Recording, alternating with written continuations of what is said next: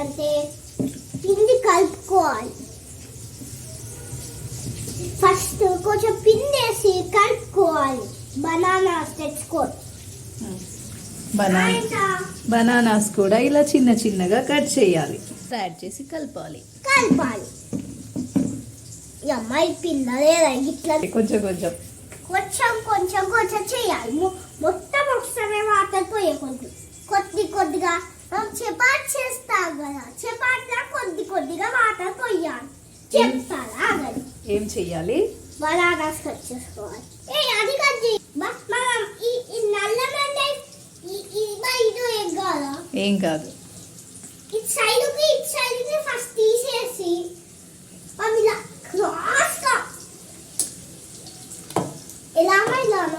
అలా క్రాస్గా ఇలా అలానే అంతే, ఏం కట్ చేయట్లే. కట్ చేసి అప్పుడు ఇలా చేయాలి. ఇలా అవుతాయి. అప్పుడు మనం వీటిని అన్నిటిని ఇలా వాటర్లో వేసుకోవాలి. వేసుకొని కొద్దిసేపు ఉంచాలి. ఆయిల్ వేడి చేసుకోవాలి. ఆయిల్. అప్పుడు ఈ బనానాస్ని మనం ఇలా డిప్ చేసుకోవాలి. పిండిలో ఇలా డిప్ చేసుకొని నాకు ఇచ్చేసే ఇలా తీసుకొని మనం అందులో వేయాలి. అన్ని అలాగే డిప్ చేసుకోవాలి. మనం ఆయిల్ వేడి చేసుకుంటాం కదా, ఆ ఆయిల్లో వేసేయాలి. అన్ని డిప్ చేసుకోవాలి. ఒక్కొక్కటి కాదు. అందరికి అర్థమైందా?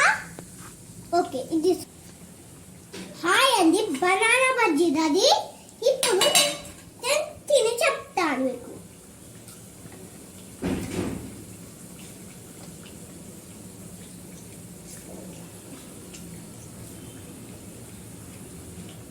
చాలా బాగుందండి. నేను మీకు తర్వాత చెప్తాను. చాలా బాగుంది. నా నెక్స్ట్ వీడియో చూడండి, మంచిగానే పెడతాను. మళ్ళీ నేను